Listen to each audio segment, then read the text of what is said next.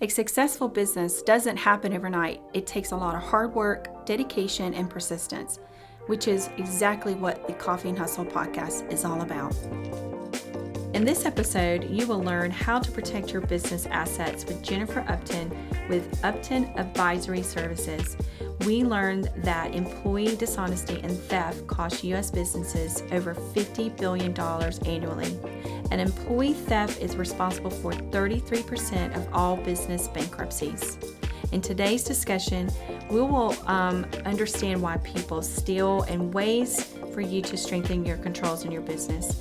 If you're a business owner, you may want to take some notes on today's episode.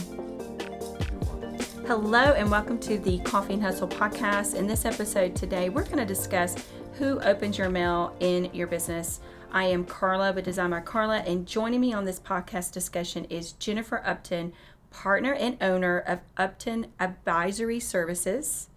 So hello, Jennifer. Hi, Carla. So welcome to our podcast. Thank you. Thank you for having me. Thank you. And so give us a little insight about what you do.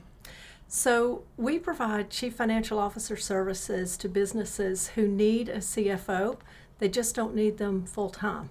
So you're just a part-time CFO. Correct. And so I have here that you do this for all kinds of businesses. Is there certain industries that you do this with? No, we go across boards. We have clients in manufacturing, in the executive protection and security industry, nonprofits. Okay. And so how long does, like, if you get hired for that, what is normally how long does people usually hire you for? Is there a certain amount of time that they do that for? It depends on the client and depends on where they are in their stage of development in their business. Some clients we just do special projects, and it takes us a week or 2 weeks to do a special project for them. For instance, getting a loan package together for them, doing their budget for the year. And other clients that we have, we are their CFO, and they call us, and we're on a retainer with them, and they call us when they need us, and we're available so many hours a week for them and on special occasions. Now, how busy do you stay with this particular business?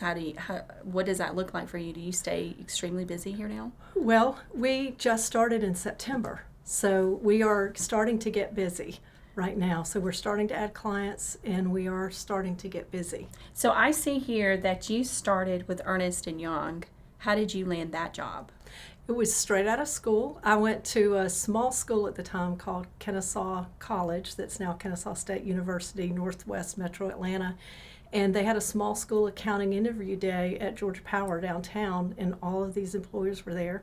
And I interviewed, and I was actually the first graduate of Kennesaw to go to one of the big 8 accounting firms.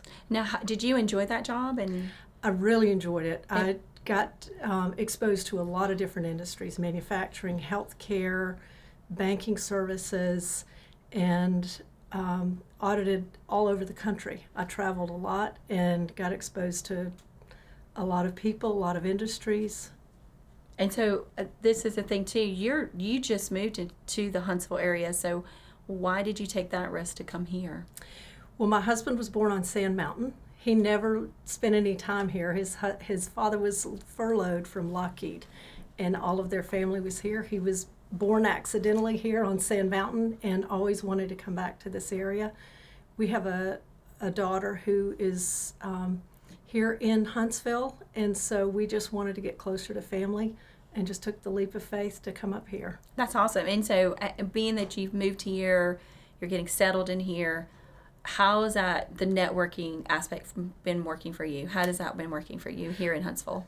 It has been amazing. The Huntsville community is so open to helping new businesses, and it started with one spark from Caitlin Sides Baker when she was with the Chamber of Commerce. She introduced me to several people via email that I needed to contact, and I met one person, then another person, then another person, and began getting referrals by being able to explain more and more of what we do. Yeah. Isn't it great how the chain of that happens, that we're all kind of connected to each other? It's amazing. It's such a spark and a refreshing place to be, where people are so giving. Yeah, and really the community just and that community vibe here is so strong, and even though it's still continuing to grow, it still has that local vibe to it as well. It really does. Very friendly, very welcoming. Yeah, and that's a nice change of pace for you. It's wonderful. So where were you at before y'all came to Huntsville? We were in Tallahassee. We left Atlanta in 2005, but that was home. We were in Atlanta 40 years. Wow, that's amazing. And so this is just a nice change of pace for you. Yes. So this is going to be home for you? This is home. Hopefully we're in our forever home and we don't have to move. Yeah, I don't see why not, because Huntsville is growing so much. This is an industry that is well driven.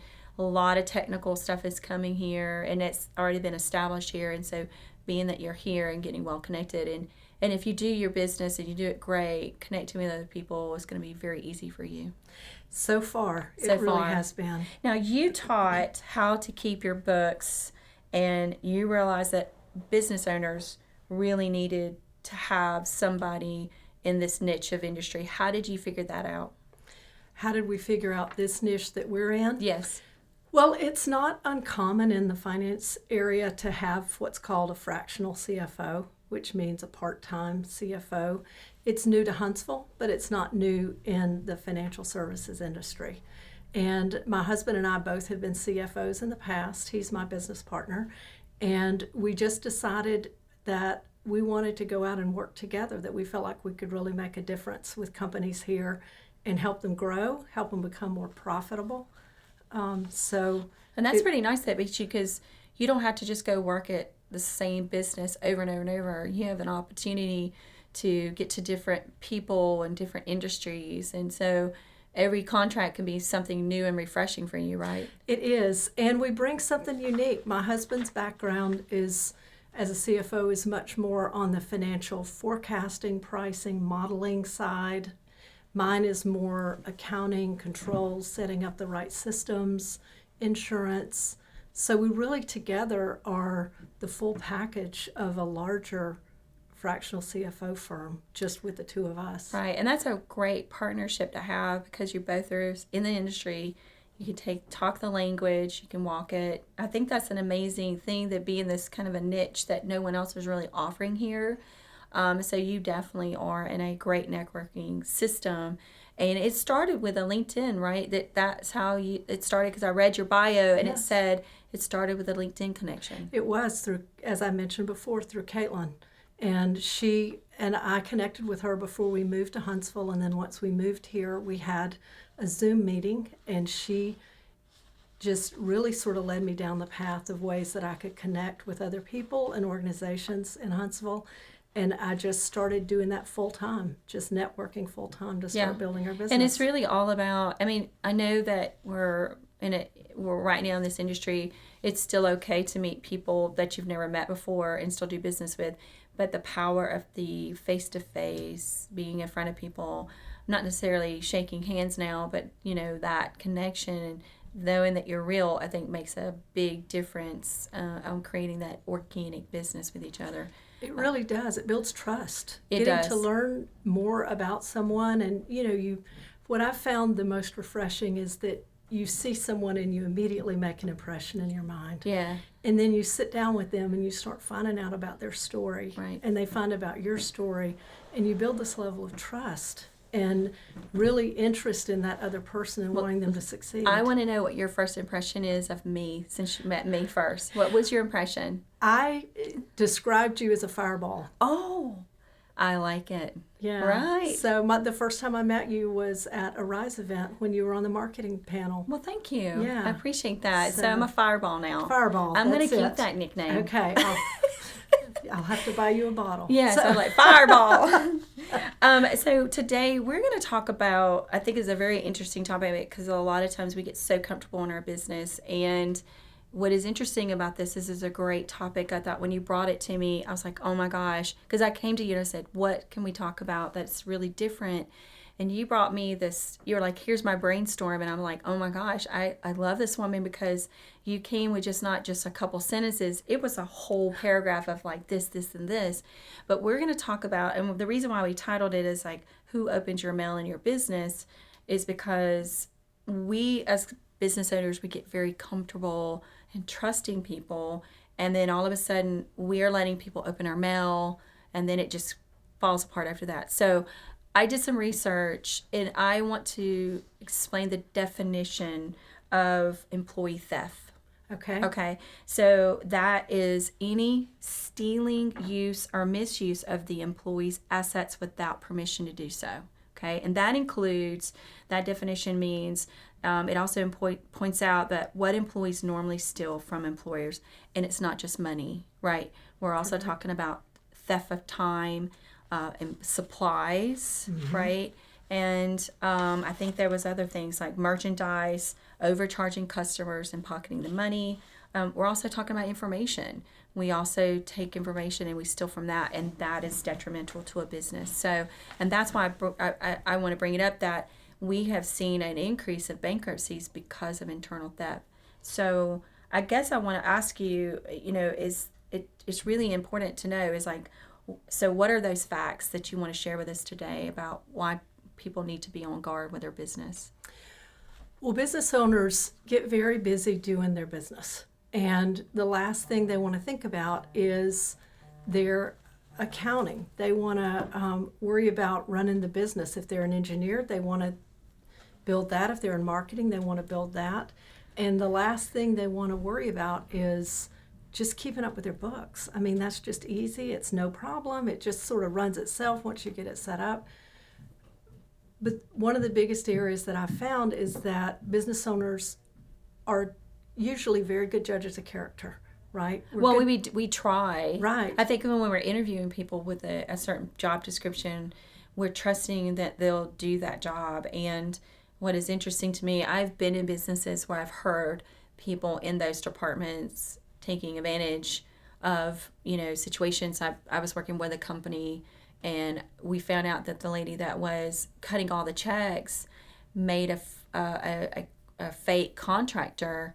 And so what she was doing is she would gather up all the checks, go into the VP's office. He's just signing them away because he trusts that person to record it correctly. Well, what was happening is the fake contractor was getting the check in Atlanta, right? And so the contractor would take half and then she would get half.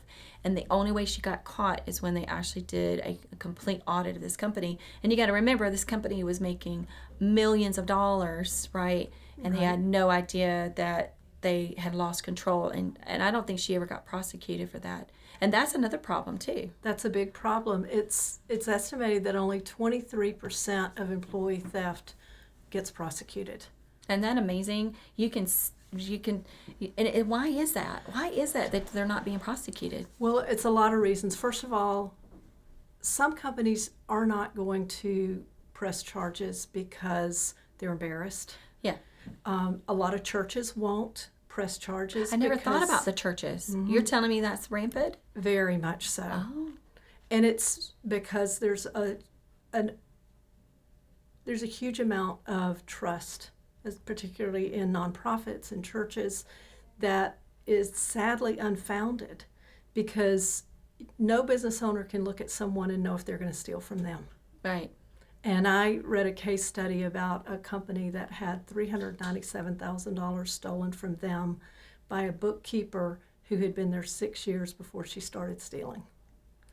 Wow. So it's easy, because once you get in front of that money, right? Because that's a tangible thing because we see it, right? Right. But then we start thinking about the other things like the time, wasting Right. people's time, taking advantage of things, using supplies for their own benefit. We don't think about those things. Like, we're like, oh, it's okay to go make a copy of something. Right. But we don't realize that stuff starts adding up, because once you give them a little bit, they take a whole avenue of that, right? Right. And a lot of times it starts where someone gets in a financial bind. And so this month, they just take a little to cover their expenses. Mm-hmm.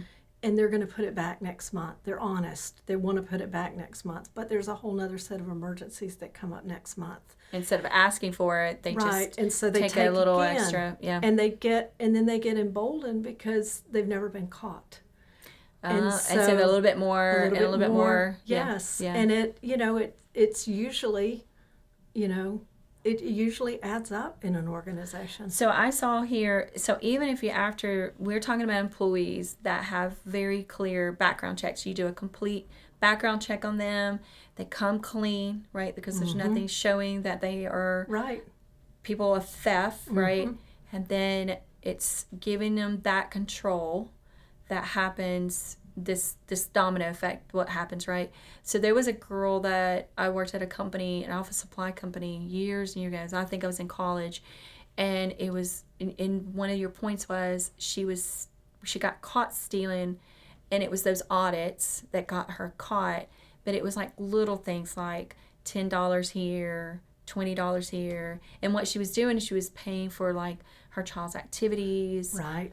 Things like that. And so it was like hundreds of thousands of dollars that was taken over a period of time. So you think that, $10 here, 10, 20 a month from now doesn't sound like a lot, but then when you start adding up all those numbers, it's detrimental for that company.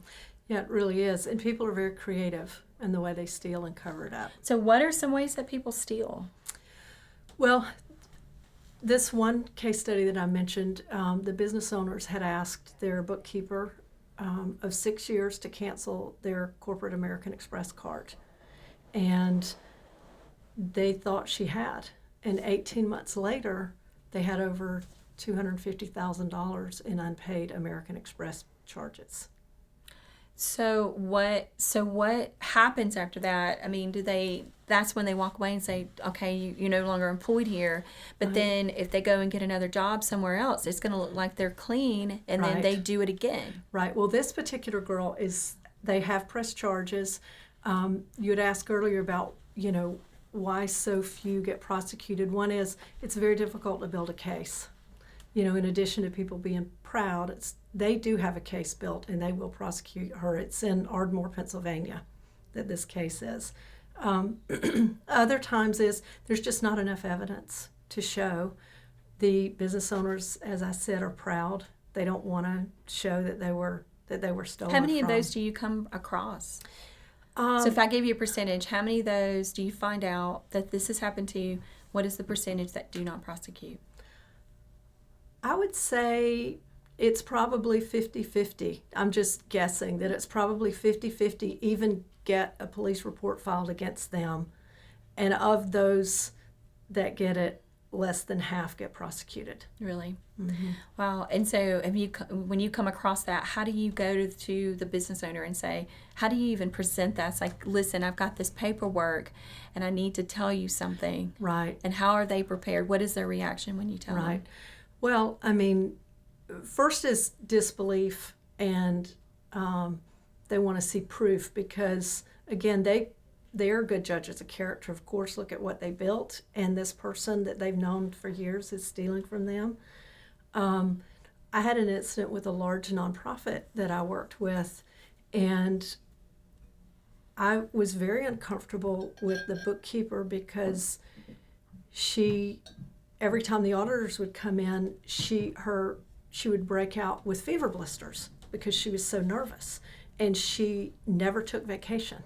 So ever. Did did you ever feel like that was guilty the moment? Did you feel that did you have that natural instinct of like, she's guilty about something? Well, I had skepticism. I wouldn't say that I necessarily believed she was guilty. I just felt very skeptical, and I heard a story that she had literally been hit by a bus, was in a halo and everything, and missed 3 days of work. Wow. And those are the things that, as an outsider looking in, raise red flags. Never taking vacation because they don't want anyone doing their work. That's a following signal. up on I their did not work. know that. I would never Yes. thought of that. So you're saying if you don't take a vacation, that's something that you think there's a clue there because you don't want anybody touching. Yes. It's a the huge paperwork. red flag. I don't want anyone going through my files. I don't want anyone doing the work I do. So that's one of the internal controls that we build in with our clients, and we tell them that every person in accounting or anyone with access to assets to your business has to take off 5 consecutive work days. That's interesting. And what is their reaction when you come back to them and say, this is what I want to do? Because then that'll give you a time while they're gone to go through the books. Is that how you set that up? Right. And really to go through, make sure that the controls that have been set up are being followed by the person who's doing it. Because you're a small business owner. Most business owners aren't going to go back and audit and go behind their bookkeeper. You don't have time to do that. Well, You're what just if I gonna am the trust it. bookkeeper? If you are the bookkeeper, hopefully you have a lot of trust in yourself. I trust myself. Good. I'm not stealing for my own company. Exactly. I think you're safe. I'm safe. But I do I'm thinking of time is so important because to me it's all about time tracking, and it's production hours that is so important to me because for every non-productive hour, I want to see productive hour. And I don't know if that makes sense to a lot of people, but that's how I work. And because you don't want to lose money by sitting around, you do want to make money by producing, and producing meaning getting something out, whether it's, tangible information or not, but depending on what's non-productive and productive hours, you have to stabilize that. So I have a question. So how many of these clients, have you come across people actually setting up just fake accounts? Well, that's one of the most common is that people will set up a fake vendor, as you mentioned. And if they set up a fake vendor that it's in someone else's name, not theirs, it requires collusion. So there's two people involved. Oh, I didn't think about that. Like the person you mentioned in Atlanta and the bookkeeper, there was collusion between the two of them. So they both So that is a word. I didn't know that was a word. That is a word. Collusion. So I learned something new today. Yes. So that's when you're in it together to steal or so what I don't understand is that during that situation is not only they should have prosecuted both of them, yes, but they really pointed the finger at her because she initiated it. Right. Mm-hmm. So when you talk about these things, I think that people really understand is that when I was doing my research, it said $50 billion. Let me put that right. $50 billion is lost annually based on theft, internal theft. So that is those statistics show that an estimated 75% of employees steal for their employees at least once throughout their careers. So we're all criminals. Is that what you're saying? Well, it's. I mean, that's a high percentage. It is, right? And it's that nuanced. It's I'm going to take the Post-it notes home to make lists at home. I'm going to clock in for my girlfriend because she's running late. So I'm going to go ahead and just punch the clock and clock her in too. Right. That's stealing 20 minutes from the company. Right. Oh, well, I mean, that's what I'm saying is that if you think about it, I mean, even when I read that definition, it was interesting. It's not just the money value. There's a lot of other factors that come into fact. And, self-consciously as business owners, we kind of go, oh, okay, it's okay. It's okay. You can take that home. Or it's okay. You can do that. And now with remote work, and we talk about hybrid work, we're going to see, do you think that there's going to be an increase in this? Well, I think part of the risk in hybrid work is not as much the physical assets, of course, because it's going to be more the time aspect. It's going to be the time and the intellectual property. Think of the time that you personally have put in to understand your methods that you go through to develop someone's logo. That methodology that you've developed through all those years and hours of work, someone else can take and steal that. And they save those documents, they take that document, they start their own firm or they give it to someone else to work for them. That's all of your blood, sweat, tears, and money to develop. I think that's been such a controversial conversation I think we've had in the last several years of how that it's we make them sign confidentialities. Now and of course these NDAs or whatever, but we can't say, hey, you can't go work here. But the information that we produce stays within the company. Can we protect that? Yes. But then that means that those people that do steal that information, and there are some that have, in this business, and it is a very fast business that I'm in as well, there is a lot of cross sharing that happens, but do we have the money as small business owners to take them to court? And is it worth it to fight for just some little document that we develop together, percentage-wise, one a little bit higher than others? Is it worth it? And I think that's where we have to question that. Exactly. And that's part of the reason people aren't prosecuted, because it's not worth it. Plus, you don't want that kind of negative publicity in town. No, and I think that's a very good point. A lot of times that people think, well, you weren't doing something right. It could be your fault on why you didn't do something. But I think that in some ways or another, I think in our business owner mind, it's like if we spend our time on the negative, there's something's going to come back. And that's what we do is in some ways we don't want to hold ourselves to that negativity or something that happened to us too long because we have to let things go. Right, and that's a perfect segue into why it's important to build those controls up front. You build the controls so that you prevent those things from happening. So you don't have to focus on the negative. You've got the controls built in where you have document control, version control, where documents are actually just checked out but can't be saved remotely. They can be checked out, but they can't be saved on someone's local machine.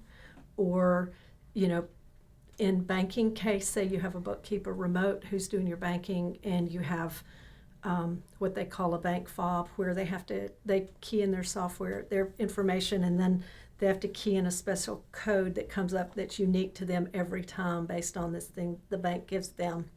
And you have a track of that to know who was logging in, when were they logging in, and how often are people actually going to look at that though? Seriously. Right. We put all these protocols in order, right? Right. But then it's really up to the business owner to watch it. Then they got to trust somebody else to view it, as the backup. Right. So in some ways or another, it's like there has to be these protocols that we put in place can also be broken. Yeah, it is. And that's, we talked about business owners and where they need to spend their time, and for every admin hour you need to have a productive hour, and you need to look at reviewing your financials as a productive hour. Right. It's not the non-productive. It's not a Exactly. non-productive hour. And I think that's hard. That's a hard thing to get people to understand. Mm-hmm. It is. But I'll give you an example. I met with a business owner recently who has two very distinct lines of business, and they don't look at their financial statements often at all. And when they do, they don't even look at it by project. They look at it at the end of the year when the accountant puts everything together and says, I did really well, or I didn't do so good this year. But they need to be looking by project where they're making money and losing money. Are you making more money using subcontractors or employees? Are you making more money on this line of business or that line of business? And if I'm not making as much as I think I am in that line of business, why? Looking at those jobs, you're going to spot right away, oh my gosh, why did someone record $8,000 in printing on this marketing job? Right. When I know it was a $2,500 print job. Right. Well, that's because somebody stole $5,500 or $5,000 or whatever from me, and they're hiding it. But if you never look at that, how are you going to find it? If you look at everything in one lump sum and you only take time to look at it when you're getting everything ready for your taxes, that's very unproductive and it's dangerous. Well, I think also too, that sometimes like when we're business owners, we like the idea that we're business owners, but we don't really understand that there's so many other bits and pieces of that responsibility that we have to own. And so sometimes we make a profit and sometimes we don't, Right. and sometimes we know that, okay, there's a risk of taking on this job and we know it's not going to make us as much money, but we should know that up front. Exactly. And you need to be looking at that. And, there needs to be, like we always talk about, when kids come out of high school, they need to understand budgeting and taxes and all. We really need to have the same thing for business owners. And there needs to be a boot camp that says, I'll go to your boot camp. Okay, we will set it up. I know a person who can help me market it. I don't know who that could be. Yes, but a boot camp that says these are the things you need to do. You need to look at your accounting every month. You need to look at your financial statements. If you're not getting financial statements every month, it's another red flag. Right. It's a big red flag. So I have a question on this, is that this is, I think, very popular right now, is these personal virtual assistants, these VAs. I think people are really getting into it because they're looking at it going, well, it's only $25 an hour. I'm only going to give them 10 hours a week. But then they're privileged to a lot of information about people they don't even know, right? And that was back in the day when we were doing a lot of remote work, when no one knew who we were and we kind of hid behind the logo. I've been there. I understand that. But nowadays, we're getting people going, hey, I will be your virtual assistant. I've never met you in person, but I trust you to do this work. What would you say to a business owner today about that? Would you give that person your debit card and your PIN? Right. That's Would such you a give them risk. that? Absolutely not. Right.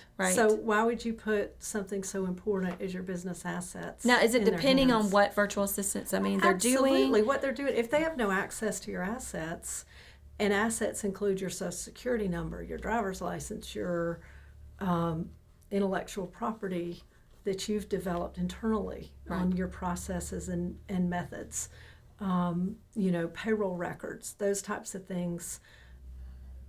Again, you have no way of knowing what this person could use any of that information for. So I'm a skeptic by nature. There's an old saying that says, I don't trust people for two reasons.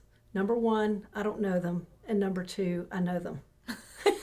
So that's double whammy. Double whammy. That means you don't trust people. In accounting, it's not that you don't trust them as a friend. Right. I feel like I could give you my debit card and my PIN and You I'd could. be safe. I'll go shopping. I feel that way, but I don't, but I'm still a skeptic about who I'm willing to give my assets to. And one way to look at it, Carla, when you're talking about who you give information to is you're putting not only you at risk, but these people you've employed. Yes. Who've trusted you as the business owner when you don't look at the financial statements, when you don't put good controls in place. You're really not only putting you at risk, but you're putting their livelihoods at risk. But also know that if you're as a business owner and you trust people with your information, be safe about it, right? Exactly. And so what that means is if your assistant is using your credit card to do things on your behalf, you have to look at your statement every month. You have to. Right. Or you get that notification as soon as it comes through, right? Yes. Ding, ding. Yes. However you have it set up, and you look at it and you make sure it's a valid business charge for you. So I'm going to go through your controls real quick. Some of the things you said is separate the duties. Yes. So that's called in the biz, that's called segregation of duties. Right. And that means that you separate the touches of the assets. So if you have 3 people in your company, we can set up a good segregation. So you have one person open the mail and distribute the mail. You have another person who makes the bank deposit, and you have another person who does recording, and the person who does the recording should not be reconciling the bank statement. That's good. Well, that means you have to hire more people to do that kind of stuff. Or you can have your shipping clerk pick up the mail and distribute it. And they would have found that American Express bill that was coming to those folks up in Pennsylvania. He would have seen it and said, hey, here's the MX bill, and given it to the owner. Right. Instead of this bookkeeper getting all the statements. Yeah. So don't send all your mail to one location. Spread it out a little bit. That's what you're saying. Well, what I'm saying is spread out who touches it. Who touches it. So that's a good idea. Yeah. I think that's a smart move, and that people need to, look, knowledge is power, right? Mm-hmm. And sometimes we don't always want to own up to people making mistakes. We all make mistakes. But it's good information to know that we should be on guard. Right. So I like the fact that you set it up where you said you need to set up controls each year and review things.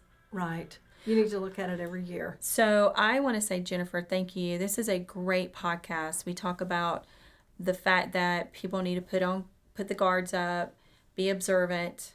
What else do they need to do in their business in setting up these assets and controlling who's opening the mail? Is there anything that you want to leave with this podcast today? I would just leave for business owners to make their review of their finances a priority in their business. And I know a lot of owners suffer and struggle with guilt, making sure their employees are taken care of and that they keep the business going for that. It's just another reason to do that, not only to protect your own assets, but protect the livelihood of the people that have trusted you to employ them. Yeah, I mean, because we want to stay in business, right? And so to do that, we've got to protect our interests. So Jennifer, thank you for coming on our podcast. I really enjoyed it. It's my pleasure. I really enjoyed it, and next time we'll have to do another one. You've already got one lined up for us, I think. I do. Okay. Well, thank you for our podcast today, and we'll see you again soon. Thank you.